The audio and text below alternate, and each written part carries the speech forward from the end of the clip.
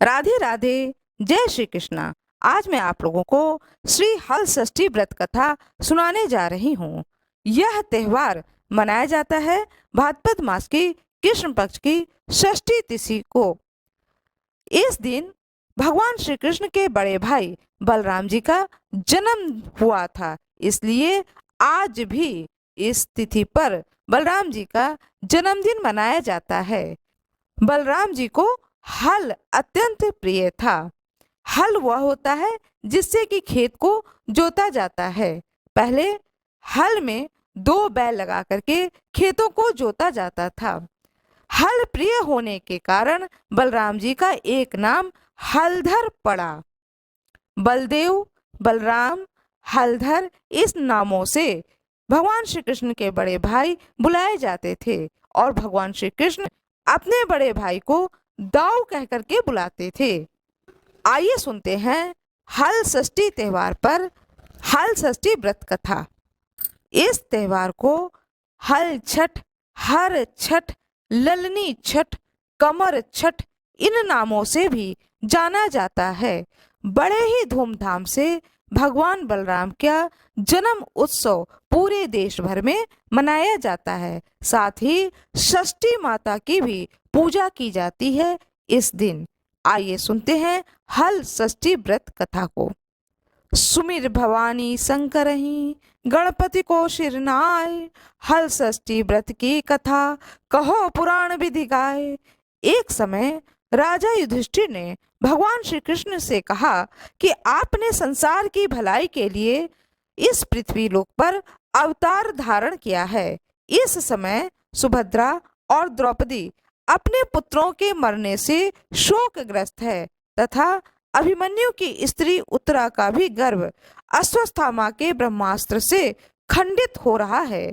माता पिता संतान के बिना अत्यंत दुखी हैं।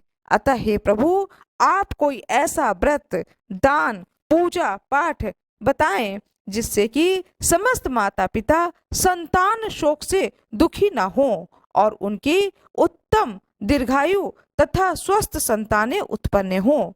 यह सुनकर के भगवान श्री कृष्ण कहने लगे, हे राजन, मैं तुमको एक व्रत बतलाता हूँ जिसको नियम पूर्वक करने से खंडित गर्भ तक जीवन पा जाता है तथा संतानें दुखी नहीं होती हैं। राजा युधिष्ठिर के प्रार्थना करने पर भगवान श्री कृष्ण ने कहा कि प्राचीन काल में सुभद्र नाम का एक प्रसिद्ध राजा था। उसकी रानी का नाम सुवर्णा था और उसके हस्ती नाम का एक प्रतापी पुत्र था, वही जिसने कि अपने नाम से हस्तिनापुरी बनाई। राजपुत्र एक दिन अपने धात्री धाय के साथ गंगा स्नान करने गया। गंगा जी में जल क्रीड़ा करने लगा। इतने में ही एक ग्राह अर्थात मगरमच्छ उसे जल में खींच ले गया।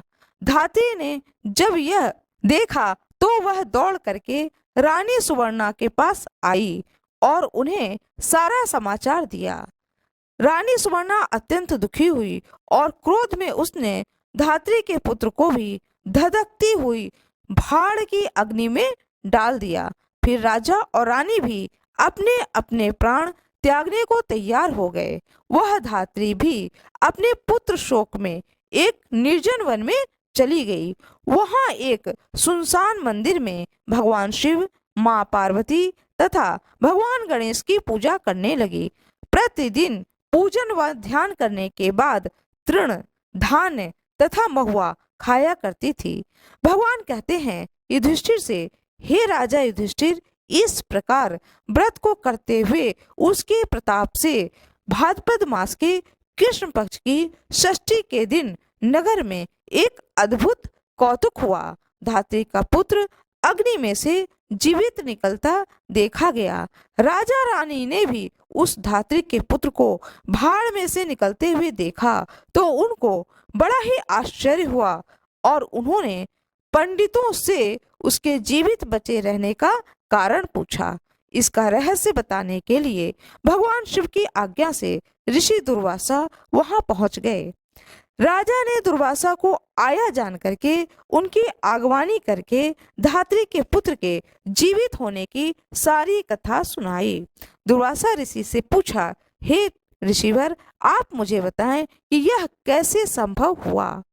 दुर्वासा ऋषि ने कहा, हे राजन, उस धात्री ने वन में जाकर के नियम पूर्वक अति भक्ति भाव से भगवान शिव जी, स्वामी कार्तिकेय, माँ पार्वती एवं भगवान गणेश जी का ध्यान, पूजन, स्मरण इत्यादि श्रद्धा सहित करके नियम पूर्वक एक व्रत किया है। यह उसी व्रत का ही प्रभाव है जिसके कारण धात्री को पुत्र जीवित मिल गया। अतः आप भी वहां जाकर के यह धार्मिक कर्म करें। भगवान श्री कृष्ण ने राजा युधिष्ठिर से कहा कि हे राजन, राजा और रानी ने दुर्वासा ऋषि को तो विदा कर दिया। तद उपरांत वे दोनों लड़कों को साथ लेकर उस धात्री के निवास स्थान पर गए। वहां राजा, रानी तथा दुर्वासा ऋषि ने उस धात्री को भगवान शिव का कुश पलाश जो है के नीचे अति श्रद्धा के साथ पूजन अर्चन करते हुए देखा। राजा ने धात्री को उसके पुत्र से मिला दिया। तब धात्री ने राजा को इस उत्तम व्रत के महात्म्य को सविस्तार बताया। उसने कहा, हे राजन, जिस दिन से आपके भय से त्रस्त मैं यहाँ आई, मैंने केवल वायु का ही भोजन करते हुए भगवान शिव, भगवान कार्तिकेय, माँ पार्वती जी एवं भगवान गणेश की पूजा की है। एक दिन आधी रात के समय स्वप्न में भगवान शिव ने मुझे दर्शन दिया और कहा कि तेरा पुत्र जीवित हो गया है, क्योंकि तूने हमारा व्रत एवं पूजन बड़ी श्रद्धा तथा भक्ति से किया है। यदि तुम्हारी रानी भी इसी व्रत को विधि पूर्वक करे तो उसका पुत्र भी उसको जीवित मिल जाएगा तथा और भी बहुत से पुत्र उत्पन्न होंगे। भगवान श्री कृष्ण ने राजा युधिष्ठिर से कहा, हे राजन, भादो के महीने में कृष्ण पक्ष की षष्ठी को यह उत्तम व्रत करना चाहिए। उस दिन प्रातः काल स्नान करके क्रोध, लोभ, मोह त्याग कर व्रत का नियम पूर्वक संकल्प लेना चाहिए। जब तक व्रती रहे किसी जीव की भी हिंसा न करें। व्रत संपूर्ण करने के लिए चींटी आदि का मार्ग का भी उल्लंघन न करें तथा दोपहर के समय अपने मित्रों सहित पलाश तथा कुशा के नीचे भगवान शिव, माँ पार्वती, स्वामी कार्तिकेय तथा भगवान गणेश की मूर्ति स्थापित करके धूप, दीप, नैवेद्य आदि से विनम्र भक्ति भाव से पूजा करें। प्रार्थना करें कि हे सौम्य मूर्ति, हे पंचमुख, हे शूलधारी, हे नंदी, हे श्रृंगी, हे महाकाय आदि गणों से युक्त आप भगवान शिव को मैं साष्टांग नमस्कार करता हूँ। भगवान शिव हर कांता प्रकृति श्रेष्ठ हेतु सौभाग्यदानी गौरी माता पार्वती को मैं नमस्कार करता हूँ। हे मयूर वाहन, हे क्रौंच पर्वत के विदीर्ण करने वाले कुमार, श्वास और स्कंद आप स्वामी कार्तिकेय को बारंबार नमस्कार है। फिर एक दंत गणेश जी की अभ्य प्रार्थना करें कि हे प्रभु मूषक वाहन, हे लंबोदर, आपको साष्टांग प्रणाम है। इस प्रकार इन चारों देवताओं की भली प्रकार पूजा करें। फिर ब्राह्मणों सहित गाजे बाजे से अपने घर को जाएं। उस दिन समूह के चावल का भोजन करें। दही, दूध, घी तथा मट्ठा विशेष रूप से खाएं। दुर्वासा ऋषि ने कहा, हे राजन, जो स्त्री पुरुष इस व्रत को विधि से करता है वह पुत्र और पौत्रवान होकर सुखी होता है। ऋषि की ऐसी बात को सुनकर राजा रानी ने विधि पूर्वक इस व्रत को किया, जिसके प्रताप से वह राजा पुत्र शीघ्र ही ग्राह के गले से निकलकर माता पिता से बोलने लगा। यह चमत्कार देख करके राजा रानी ने ऋषि दुर्वासा के चरणों में नमस्कार किया। इस व्रत के प्रभाव से राजा को और भी कई आयुष्मान पुत्र प्राप्त हुए तथा राज्य में अनावृष्टि, महामारी, दुर्भिक्ष आदि के उपद्रव दूर हो गए। राजा अनेक वर्षों तक निर्विघ्न राज्य करते रहे। श्री कृष्ण भगवान ने कहा, हे युधिष्ठिर, यदि उत्तरा भी यह व्रत नियम पूर्वक करे तो उसके सब दुख दूर हो जाएंगे। भगवान के ऐसे वचन को सुनकर राजा युधिष्ठिर कृतकृत्य हो गए। तब अश्वत्थामा द्वारा खंडित किया हुआ उत्तरा का गर्भ भी इस व्रत के प्रभाव से जीवित हो गया। इस व्रत के करने से वंश स्थिर होता है। इस प्रसंग को भगवान श्री कृष्ण ने राजा युधिष्ठिर से कहा तथा दुर्वासा ऋषि ने राजा सुभद्र से कहा कि हे राजन, इस व्रत को करने के उपरांत फिर उसका शास्त्रोक्त रीत से उद्यापन भी कर दें। उद्यापन में सुवर्ण, महिष, गौ और वस्त्र ब्राह्मणों को दान में दें। सोने अथवा चांदी की मूर्ति बनाकर वेद पाठी ब्राह्मणों सहित उनका पूजन करें। दुर्वासा ऋषि ने कहा, हे राजन, विद्वान धर्मनिष्ठ राजा युधिष्ठिर ने भी इस व्रत को उत्तरा से करवाया था, जिसके प्रभाव से उसका अश्वत्थामा द्वारा खंडित किया हुआ गर्भ उदर में हिलने डुलने लगा तथा वही गर्भ से राजा परीक्षित के रूप में इस पृथ्वीलोक पर जन्म लिया। इस प्रकार जो कोई भी मनुष्य यह उत्तम व्रत करता है, उसके सारे कार्य सिद्ध हो जाते हैं, पुत्र पौत्रों की प्राप्ति होती है तथा सूर्य लोक में उनकी पूजा होती है। प्रेम पूर्वक बोलिए, भगवान श्री कृष्ण की जय हो, भगवान श्री कृष्ण की जय हो, माँ पार्वती की जय हो, भगवान शंकर की जय हो, भगवान कार्तिकेय की जय हो, भगवान गणेश की जय हो, षष्ठी माता की जय हो, बलदाऊ की जय हो, ऋषि दुर्वासा की जय हो, सभी ऋषि मुनियों की जय हो। आशा करती हूँ कि आप लोगों को यह कथा बहुत ही अच्छी लगी होगी। कृपया वीडियो को लाइक करना ना भूलें। कमेंट बॉक्स में जय श्री कृष्णा अवश्य लिख दें। राधे राधे, जय श्री कृष्णा। हल षष्ठी व्रत, हर छठ व्रत, यह व्रत भाद्रपद मास की कृष्ण पक्ष की षष्ठी तिथि को मनाया जाता है। इस दिन भगवान श्री कृष्ण के बड़े भाई बलराम जी का जन्म हुआ था। बलराम जी का प्रधान शस्त्र हल तथा मूसर है, इसलिए उन्हें हलधर भी कहते हैं। उन्हीं के नाम पर इस पर्व का नाम हल षष्ठी पड़ा। हमारे देश के पूर्वी जिलों में इसे ललई छठ भी कहते हैं। इस दिन महुए की दातुन करने का विधान है। इस व्रत में हल द्वारा जुता हुआ फल तथा अन्न का प्रयोग वर्जित है। इस दिन गाय के दूध दही का प्रयोग भी वर्जित है। भैंस के दूध व दही का प्रयोग किया जाता है। आइए बहुत ही संक्षिप्त में पूजा विधि भी बता दे रही हूँ। प्रातः काल स्नान आदि के पश्चात पृथ्वी को लीपकर एक छोटा सा तालाब आंगन में बनाया जाता है, जिसमें झरबेरी, पलास और गूलर की एक एक शाखा बांध करके बनाई गई हर छठ को गाड़ देते हैं और उसकी पूजा की जाती है। पूजन में सत अनाज, गेहूं, चना, धान, मक्का, ज्वार, बाजरा, जौ आदि का भुना हुआ लावा चढ़ाया जाता है। हल्दी में रंगा हुआ वस्त्र तथा सुहाग सामग्री भी चढ़ाई जाती है। तो ये तो पूजा होता है हल छठ का। साथ में छठी महारानी का भी पूजा इस दिन किया जाता है, जो कि बहुत ही प्रेम पूर्वक, श्रद्धा पूर्वक वो महिलाएं करती हैं जिनके घर में पुत्र होता है। आइए सुनते हैं इस कथा को। पूजन के समय में निम्न मंत्र से भगवान की प्रार्थना करनी चाहिए। गंगा द्वारे पर कुशवते, विल्व के नील पर्वते, स्नानत्वा कनखले देवी, हलंध्वती पतिम, ललिते शुभगे देवी, शुभ सौभाग्यदायिनी, अनंत देही सौभाग्यम, महातुभ्यम नमो नमः। अर्थात हे देवी, आपने गंगा द्वारा, कुशावर्त विल्वक, नील पर्वत और कनखल तीर्थ में स्नान करके भगवान शंकर को पति के रूप में प्राप्त किया। सुख और सौभाग्य देने वाली ललिता देवी, आपको बारंबार नमस्कार है। आप मुझे अचल सुहाग दें। आइए सुनते हैं कथा को। एक गर्भवती ग्वालिन के प्रसव का समय जो है वह बहुत ही समीप आ गया था। उसे प्रसव पीड़ा होने लगी थी, लेकिन उसके घर में दही मक्खन बेचने के लिए रखा हुआ था। वह सोचने लगी, यदि बालक ने जन्म ले लिया तो फिर यह दही मक्खन बिक नहीं पाएगा और यह सब ही घर में रह करके खराब भी हो जाएंगे और इस वक्त मुझे पैसों की भी जरूरत है। ऐसा सोच करके वह उस स्थिति में भी अपने सिर पर दही मक्खन की मटकी रख करके बेचने चल देती है। चलते चलते उसकी प्रसव पीड़ा बढ़ जाती है।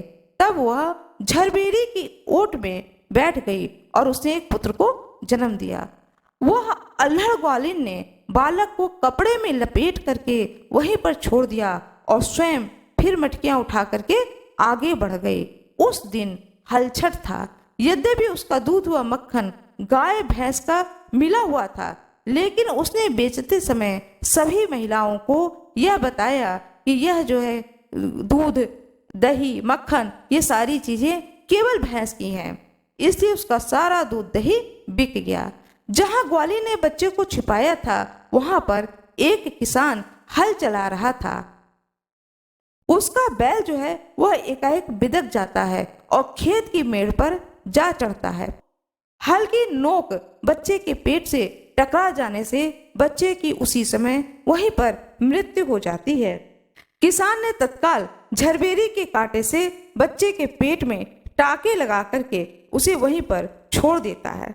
इधर ग्वालिन अपना सारा सामान बेच करके लौटती है और सोचती है कि मैं उस बच्चे को लेकर घर जाती हूँ। ग्वालिन ने जब आकर के देखा तो देखा उसका बच्चा जो है वह मर चुका है। ग्वालिन ने सोचा कि यह मेरे पाप का ही फल है। मैंने आज हलछठ के दिन व्रत रखने वाली अनेक स्त्रियों को गाय का दूध दही बेच करके उनका व्रत जो है वह भंग कर दिया। इसीलिए ईश्वर ने मुझे इतना बड़ा दंड दिया कि मेरा बच्चा मर गया। यह सोच करके वह अपने पाप को प्रायश्चित करने के लिए वापस लौटती है। वापस वो उस गांव में पहुंचती है जहां पर कि उसने दूध दही को बेचा था। अब वह गली गली में घूम घूम करके जोर जोर से आवाज लगा करके कहना शुरू करती है कि कृपया उस दूध दही को वो महिलाएं न प्रयोग में लें जिन्होंने आज हलछठ का व्रत रखा है। इस पुकार को जब महिलाओं ने सुना तो उन्होंने अपने घर से पूछा कि क्या बात है, हम लोग इस दूध का प्रयोग क्यों न करें। तब वह कहती है कि उस दूध में गाय का भी दूध मिला हुआ है। वह जो दूध है वह खाली भैंस का नहीं है, बल्कि गाय और भैंस दोनों का ही मिला हुआ दूध है। इसलिए मैं बताने के लिए सिर्फ आई हूँ कि कृपया आप लोग उस दूध का इस्तेमाल ना करें। ऐसा कर जब कहने लगी तो उन सारी भूखी प्यासी औरतें जिन्होंने व्रत रखा था, उन सारी औरतों ने उस महिला को आशीर्वाद दिया कि जाओ तुम सुखी रहो और तुम्हारी जो संतान है वह भी सुख पूर्वक रहे, स्वस्थ रहे। इतने लोगों का आशीर्वाद प्राप्त करके जब वह स्त्री उस स्थान पर पहुंचती है जहां पर कि उसका पुत्र होता है, तो देखती है कि उसका पुत्र चहक रहा है।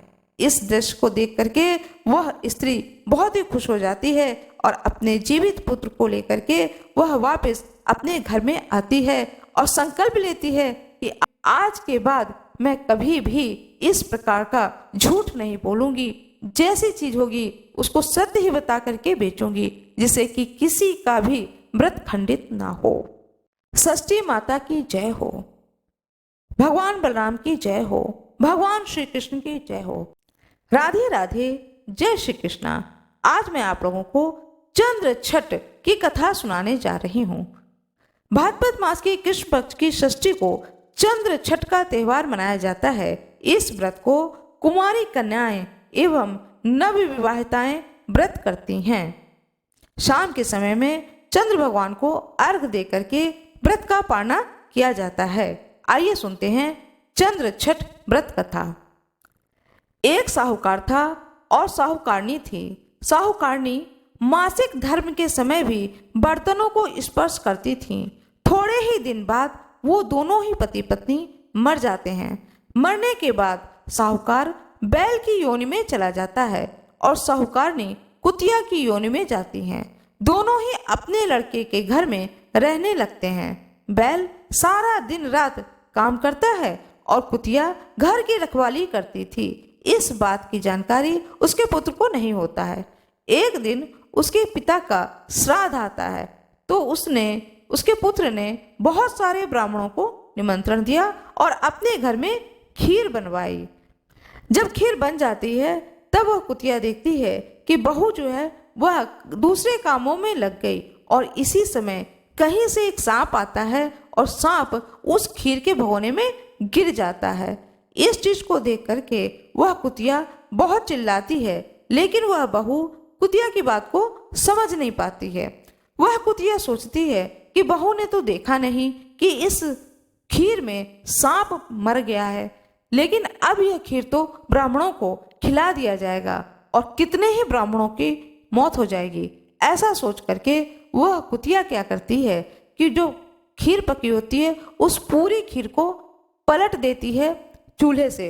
इतना पैर मारती है कि खीर जो है गिर जाता है चूल्हे पर से। इसको देख करके उसकी बहू को बहुत गुस्सा आता है और वो उस कुतिये को बहुत मारती है और गिरा हुआ खीर उठा करके बाहर फेंक दिया जाता है। फिर नया खीर बनाया जाता है। नया खीर बनाने के बाद में फिर ब्राह्मणों को जो आए थे उन्हें भोजन कराया जाता है। इधर रात हो जाती है, न कुतिया को कुछ खाने को मिलता है, न ही उस बैल को कुछ खाने को दिया जाता है। दोनों आपस में बात करते हैं, कुतिया और बैल। कुतिया कहती है, मैंने आज खीर जो था उसमें सांप गिर गया था, इसको मैंने देखा, बहुत चिल्लाई, लेकिन बहू समझ ना पाई, तब मैंने पूरे खीर को गिरा दिया चूल्हे पर से। बहू इस चीज को देख के बर्दाश्त ना कर पाई और उसने मुझे बहुत मारा। सारा खीर तो उसने बाहर फेंकवा दिया, लेकिन उसने देखा नहीं कि उस खीर में क्या पड़ा था। यदि वह देखती तो समझ जाती कि क्या कारण था जो मैंने उस खीर को चूल्हे पर से गिरा दिया। बैल कहता है, तुम्हें मैं क्या बताऊं, आज मेरा भी दिन अच्छा नहीं बीता। सारा दिन बेटी ने बहुत काम कराया, आज बहुत सारा खेत जुतवाया, लेकिन खाने को कुछ भी नहीं दिया। ये लोग हम लोगों का श्राद्ध तो कर रहे हैं, लेकिन हम लोगों को खाने के लिए कुछ नहीं दिया। यह सारी बातें उसकी बहू सुन लेती है। तब वह बहू जाती है झाड़ी में देखने के लिए, तो देखती है कि सही बात है, जो खीर फेंका था उसके खीर में सांप मरा पड़ा पाती है। और फिर वह लौट कर आती है और अपने पति से कहती है कि ये जो बैल और कुतिया हैं यही तुम्हारे माता पिता हैं और हम लोग इन्हीं का श्राद्ध कर रहे हैं। देखो कितनी दुखद स्थिति है। इस स्थिति को देख करके दूसरे दिन सुबह वह लड़का पंडितों को बुलाता है और पूछता है कि कृपया मुझे बताएं कि मेरे माता पिता किस योनि में हैं। तब पंडित लोग बताते हैं कि तुम्हारे पिता बैल की योनि में हैं और तुम्हारी माँ एक कुतिया की योनि में है। इसको सुन करके वह बेटा पूछता है कि हे ब्राह्मण देवता, कृपया उपाय बताएं जिससे कि उन्हें उस योनि से मुक्ति मिले और फिर वो मनुष्य रूप में जन्म ले या फिर उनका मोक्ष हो जाए। तब ब्राह्मण लोग कहते हैं कि तुम लोग षष्ठी तिथि के दिन सारा दिन का व्रत करो। तब वह पूछता है लड़का कि हे ब्राह्मण देवता, किस दिन इस व्रत को करें? तो कहते हैं भादो माह के कृष्ण पक्ष की षष्ठी तिथि को यह व्रत किया जाता है। सारा दिन निराहार रह करके शाम के समय में चंद्रमा को अर्घ देने के बाद में तब कुछ भी भोजन करें, अर्थात व्रत का पालना करें। इस प्रकार से जब तुम व्रत रखोगे तो इस व्रत के प्रभाव से तुम्हारे माता पिता बैल की योनि से और कुतिया की योनि से मुक्त हो जाएंगे और किसी अच्छे योनि में जन्म लेंगे या फिर उन्हें मोक्ष की प्राप्ति होगी।